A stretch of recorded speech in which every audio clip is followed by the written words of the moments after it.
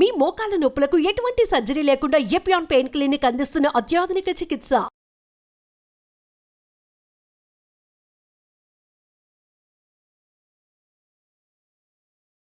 నమస్తే, welcome to Suman TV. నేను మీ Shri Anusha. So ఈ రోజుల్లో క్యాన్సర్స్ రేట్ అనేది ఎక్కువైపోతుందండి. రకరకాల క్యాన్సర్స్ మన ఇండియాలో కామన్గా ఉన్నాయి. ఫర్ ఎగ్జాంపుల్ సర్వైకల్ క్యాన్సర్ కావచ్చు, బ్రెస్ట్ క్యాన్సర్ కావచ్చు, లంగ్ క్యాన్సర్ అండ్ మరీ ముఖ్యంగా ఈ మధ్య కాలంలో కొలోరెక్టల్ క్యాన్సర్ కేసెస్ కూడా ఎక్కువ అవుతున్నాయి. సో ఈ రోజు మనం డిస్కస్ చేయబోయే టాపిక్ ఏంటంటే కొలోరెక్టల్ క్యాన్సర్. ఇది ఎప్పుడు వస్తుంది, దీనికి ఏమైనా లక్షణాలు మనం ముందే గుర్తించవచ్చా, ఎలాంటి ట్రీట్మెంట్స్ అందుబాటులో ఉన్నాయి? సో ఈ టాపిక్ గురించి డిస్కస్ చేయడానికి ప్రెజెంట్ మనతో పాటు ఉన్నారు ప్రముఖ senior oncologist doctor Pavan Kumar గారు ఉన్నారు ఫ్రమ్ మెడికవర్ హాస్పిటల్స్ నుంచి. నమస్తే సార్. నమస్తే అమ్మ.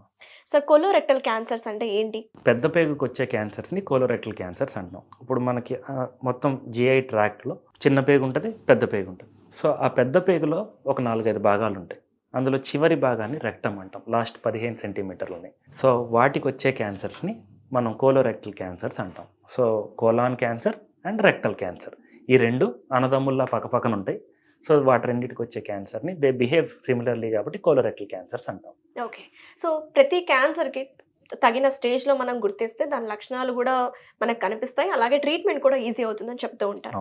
సో మరి ఈ కొలోరెక్టల్ క్యాన్సర్కి ఎలాంటి సిమ్టమ్స్ ఉంటాయి?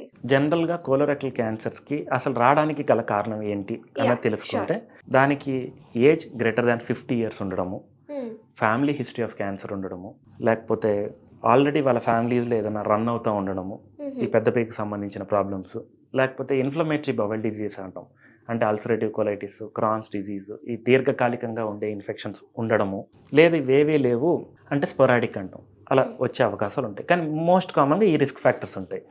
సో ఇది ఎలా వస్తుంది? జనరల్గా మోస్ట్ ఆఫ్ ద ఈ colorectal cancers follow this sequence. First అది ఒక పాలిప్ లాగా ఉంటుంది. పాలిప్ అంటే ఒక చిన్న గడ్డ, కోలాన్లో పెద్ద పేగులో ఒక చిన్న గడ్డలాగా ఒక పాలిప్ లాగా ఉంది. ఆ పాలిప్ ఒకటి ఉందా, ఎక్కువ ఉన్నాయా అనే దాన్ని బట్టి అందులో ఏదన్నా ఒక పాలిప్ కానీ లేకపోతే అన్ని పాలిప్లు కానీ క్యాన్సర్గా మారడానికి అవకాశం ఉంటుంది.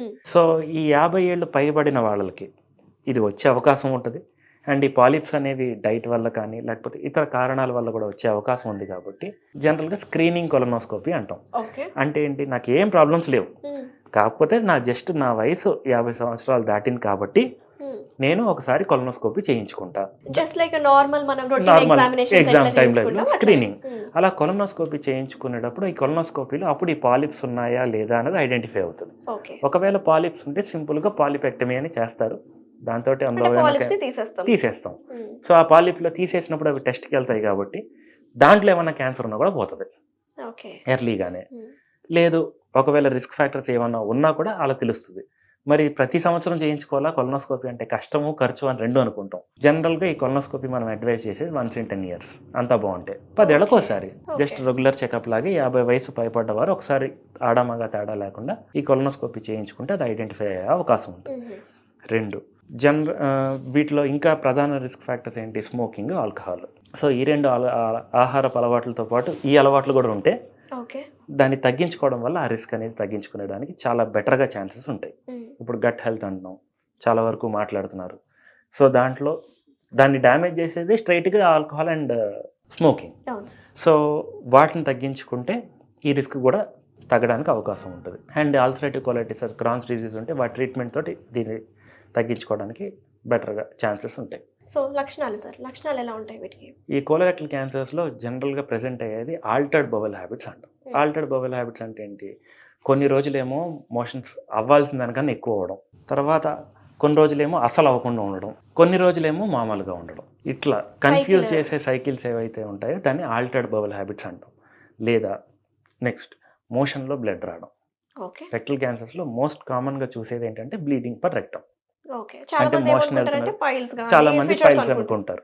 అనుకోవడంలో తప్పు కాదు, కానీ అది అవునా కాదా అని చెప్పాల్సిన ఒక డాక్టర్. వాడు అట్లా డాక్టర్ దగ్గరికి వెళ్ళి ఒకసారి చెక్ చేయించుకోవడం మంచిది. అలా బ్లడ్ వస్తున్నప్పుడు. అంటే ఇది కంటిన్యూస్ బ్లీడింగ్ ఉంటుందా? కంటిన్యూస్ ఉండొచ్చు, ఇంటర్మీడియట్ ఉండొచ్చు, బట్ జనరల్గా పెయిన్లెస్ బ్లీడింగ్ ఉంటుంది. సో బ్లీడింగ్ పిఆర్ రావడం.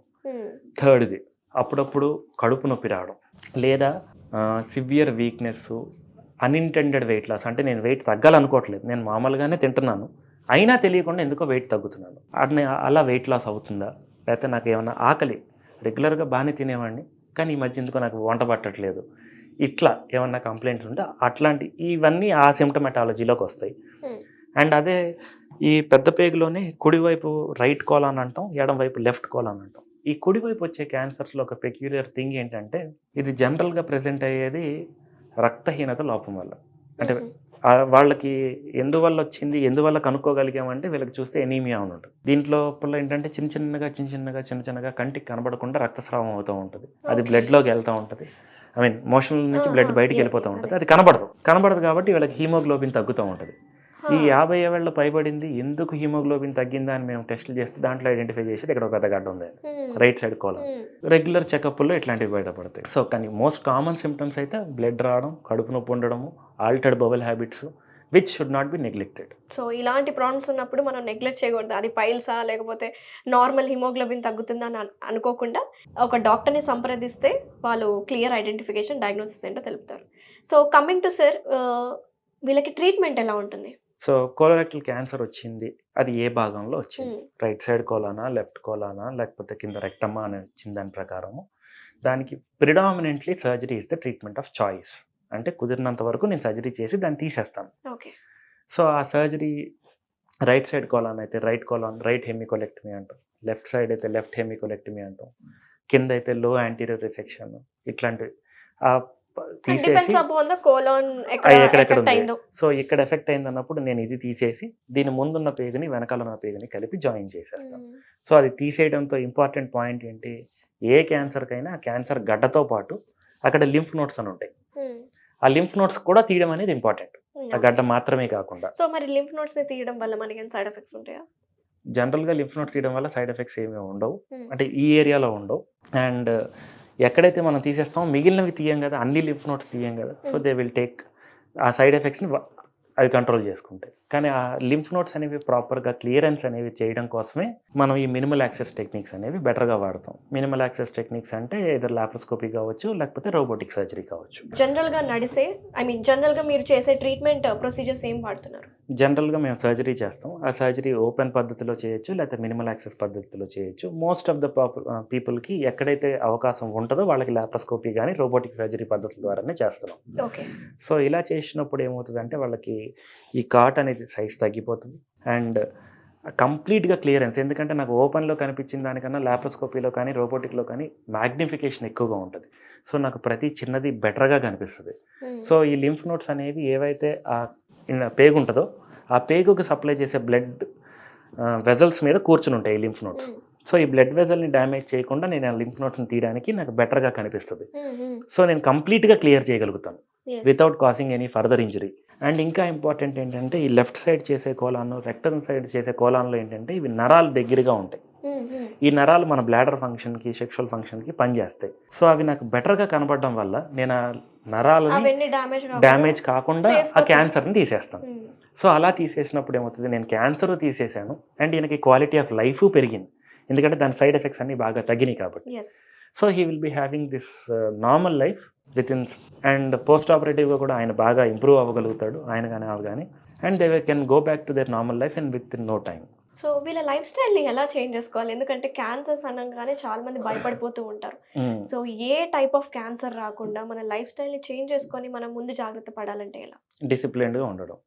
డిసిప్లిన్డ్గా ఉండడం అంటే ఏంటి, ఆకలి వేసినప్పుడు తినడం, తీసుకునే ఫుడ్ క్వాలిటీ అయిన ఫుడ్ తీసుకోవడం, రుచికరమైన ఫుడ్, ఆయనకి ఏది ఇష్టమో అది తీసుకోవడం, ఫుడ్ హ్యాబిట్స్ చేంజ్ చేసుకోవడం ఒక పద్ధతి. సెకండ్ ఇంపార్టెంట్ థింగ్, ఓకే నేను తిన్నాను బట్ తిన్నదానికి అరిగించాలి. సో నా రెగ్యులర్ నేను చేసే పని కాకుండా నేను అడిషనల్గా ఎక్సర్సైజ్ చేయాలి. At least 45 minutes to 1 hour a day in at least 5 times a week. Exercise రెగ్యులర్గా చేయాలి. And more often be happy with your self. స్ట్రెస్ని వీలైతే అవాయిడ్ చేయాలి అండ్ ఆ స్ట్రెస్ని ఎఫెక్టివ్గా మేనేజ్ చేసుకోవాలి. ఈ సెల్ఫ్ డిసిప్లిన్ ఉండేటప్పుడు ఈ క్యాన్సర్ కానీ ఆర్ ఇతర ఏదైనా డిసీజెస్ అయినా వచ్చే ఛాన్సెస్ తక్కువ. ఒకవేళ మన అదృష్టం బాలేక వచ్చినా వీ కెన్ ఫైట్ బెటర్. ఎందుకంటే అది ఖచ్చితంగా రాదు అని చెప్పడం 100% అబద్ధం అవుతుంది, ఎందుకంటే రకరకాల కారణాలు ఉంటాయి. బట్ వచ్చినా కూడా యూ కెన్ గో బ్యాక్. ఇప్పుడు జ్వరం వచ్చింది, నాకు జ్వరం వచ్చిందిరా బాబు అని చెప్పి నేను 24 గంటలు పడుకోలేను కదా, ఒక టాబ్లెట్ వేసుకుంటాను తగ్గిపోతుంది, నాకు తెలుసు. సేమ్ అదే పాయింట్లో ఇప్పుడు క్యాన్సర్ కూడా వచ్చింది, అది ఏ స్టేజ్లో వచ్చింది. చాలా వరకు క్యాన్సర్స్కి ఇప్పుడు క్యూర్ అనేది పాసిబుల్. సో ఆ సరైన ట్రీట్మెంట్ తీసుకుంటాను, I become normal again. So ఆ పాజిటివ్ యాటిట్యూడ్ అనేది చాలా బెటర్గా హెల్ప్ అవుతూ ఉంటుంది. Very nice sir, thank you so much అండి, చాలా Thank you. డీటెయిల్గా ఎక్స్ప్లెయిన్ చేశారు. నమస్తే. నమస్తే.